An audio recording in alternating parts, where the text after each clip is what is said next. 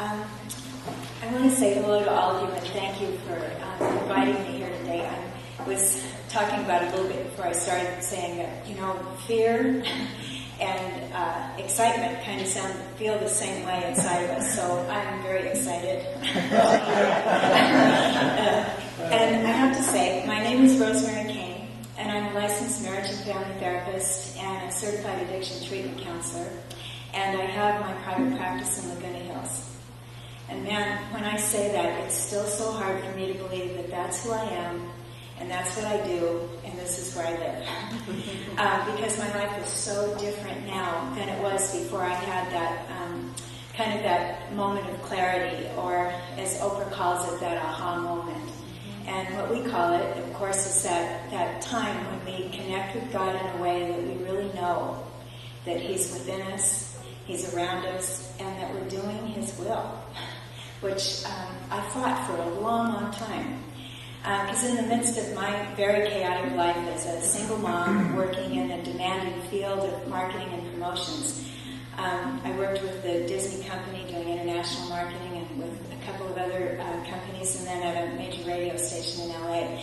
And it's a real, it's probably the perfect place for someone like me who is a people pleaser to continue on with my craziness, because it was all about trying to get opposing forces to join together and move forward, and it was almost an impossible task, but I could never admit that. I had to make it happen, had to be in control of those things.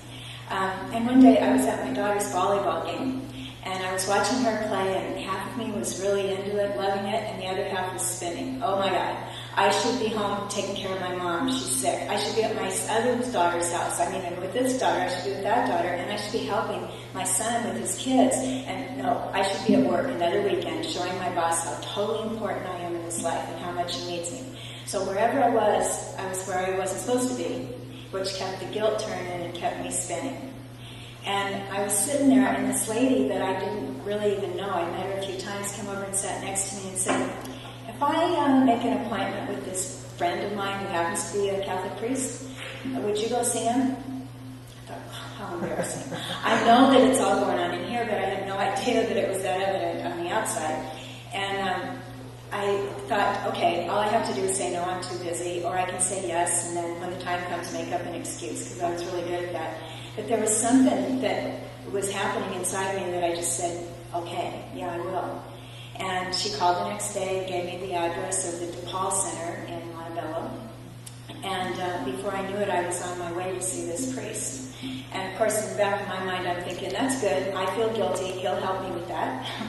And because that was a little bit of my experience going to 12 years of Catholic school.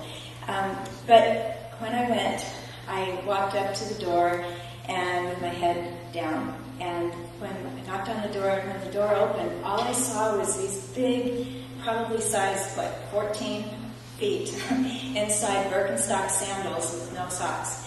And as I kept looking up, I realized now that this man was like 6'8".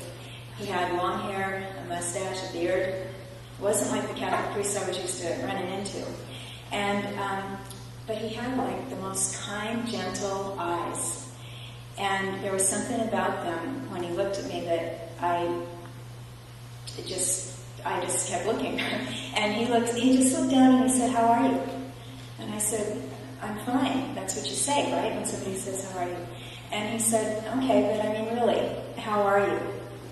And I said, oh gosh, is there supposed to, he said, you know what fine stands for in my line of work? And I'm thinking, okay, he's a priest. Where's that Catholic catechism? Is there supposed to be an answer about fine, trying to remember all this stuff? And I said, no, I don't know what it means in your line of work. And he said, well, it means that you're freaked out, but he said that other F word, which really freaked me out. And he said, you're insecure, you're neurotic, and evasive. And I said, I am so fine. So I walked in and sat down, and it was the beginning of a really amazing friendship with this man who listened to me, he heard me, he accepted me with no guilt, no shame. And after several months, he asked me if I would be on his board of directors, because at the radio station I worked with, I think, we were both hoping that we could do some PSAs, get some word out about his organization, which was called the Family Intervention Center and Services. But, of course, while I was there, I learned so much more from him than I ever gave to him. And what he taught me about was the disease of addiction and how this disease hurts so many families. He trained me in a process called the Family Intervention Process. And before I know it, he had the two of us going into homes with families where a parent, a child, a sister, or a brother was addicted to drugs or alcohol. And what we would do is give them both the tools to help the addicted person and the permission to the family to begin to live their own lives. So learning all that I was learning from Jack and helping others make healthier choices, I finally started to practice a little bit of what we were preaching. I decided, against the advice of all family and friends, to leave the field of marketing and promotions, to leave my unhealthy relationships behind, and to let go of trying to control the lives of my adult children. It's a hard thing to do. And the really amazing thing was that I decided to return to school. It was something I always wanted to do and told myself, oh, how can you do that? You've got to be doing all these other things. But I always wanted that. I got married very young and never got to go to college. So I made up my mind that that's what I wanted to do. And it was still so firm in my heart and my mind that I knew there was nothing else. And at age 50, walking into college is a different kind of experience. But the way that it was for me is every hallway that I looked down, all I saw was knowledge. So many things that were available to learn, whether it was about rocks and geology or history or any of those things. And what I was going to be concentrating on is drug and alcohol studies, but in the meantime, because I had to do algebra and history and all those other things, there was so much there for me to learn. However, as a result of all the many bad choices I made before this, my financial state was rather bleak, and I ended up having to, in order to go to school, having to live with my son for a while and then with my daughter. But this was the time that I got that aha moment, in Oprah's words, and in the field of recovery, we call it a God shot, a time when there's no doubt that God is right there, and you're in His presence, and He's talking to you. And what happened is I was on my way to the bus stop, because I also didn't have a car, as well as not having a house. And but I was riding the bus to school, because I knew that's what I wanted, that's where I wanted to be. And as I was walking to the bus stop with a backpack on my back, with all my books, I was in the best shape I'd ever been in my life. And all of a sudden I realized I was smiling, I was laughing, I was actually giggling as I was walking down the street. And right then, I knew, and I felt this warmth, this really true, this warmth that was just all around me. And whether it was there or not, I'm not sure, but to me it was. There was a light that was just everywhere. And I knew that right then and there, God was there with me. And I knew that I was doing His will finally, instead of, like we all have done, I'm sure, believing that we were in charge, we were calling all the shots and fighting Him. I knew that I was doing what He wanted me to do. And as I'm thanking Him and telling Him, I'm satisfied, I'm happy, I'm content, I said, but, because how that is. There's sometimes a but in our prayers. And I said, but, last night I was on my way to picking some things up that we needed, Jack and I needed for the family that we were working with. And I was taking the bus, and it was in a new territory for me. I didn't know the area that well. And I asked the bus driver, when we get to this certain intersection, would you please let me know? And he said, sure, don't worry. And he forgot. So after a couple of hours, we were at the end of the line, dark, kind of late, in the middle of Santa Ana. A little bit scary. And so, God, would you please help me get there a little bit easier? Help me find a way to the places where I think you want me to go. And because I don't want to put myself in danger, and I want to get where you want me to go, so please help me. Well, that night, I went to a board meeting at the Family Intervention Center, and Father Jack walked right up to me, said, this was donated today, and I think you need it more than anyone else, and dropped into my hand a set of car keys. I thought, wow, that was a really quick answer to prayer. And it was also much more than I asked for. I just wanted a more direct route on the bus, and he gave me a car. And a lot of people say, oh, that's coincidence, but I don't buy that. I really don't. I believe that it was an actual gift from God. So I was, again, felt the confirmation that I was on the right track, that I was doing as well. And I kept that car for about 3 years and sold it for $600. Isn't that something? But from the first day, class I took at Cypress College, what that first class was called Counseling the Families of Addicted Persons. And I thought, I want to continue working with Jack in the field of addiction and work with families, but I want to learn more. And so I knew then that I would go on to get my master's in counseling psychology and have a private practice. And I would continue to help spread the word about addiction. So I went through Cypress, and the night I graduated from Cypress College, I left for a trip to San Miguel de Allende in Mexico, because a lot of our clients were Spanish-speaking, and I thought if I learned the language, I could be a better helper.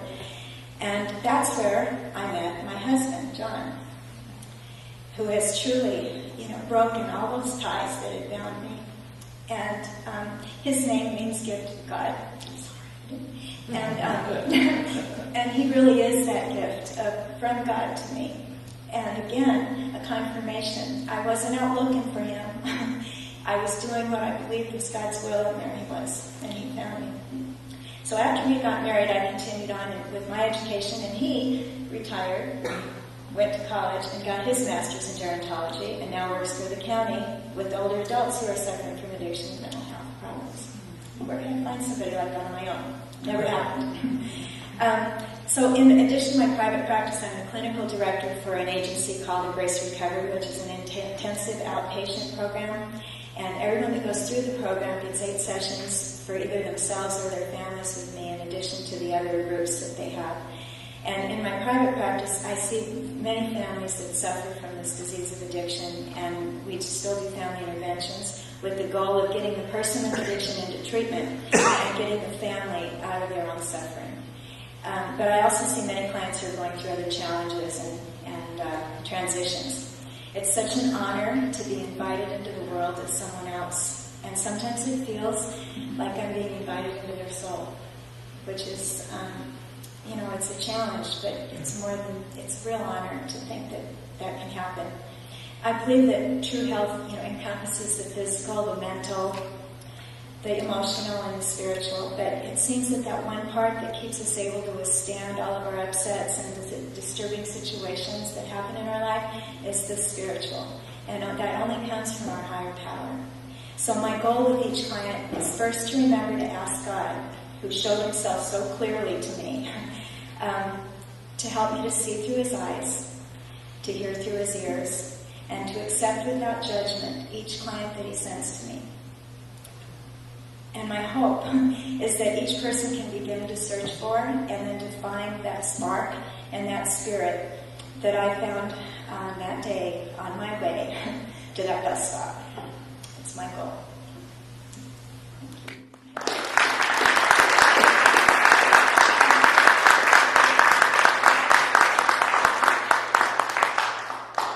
So, any questions?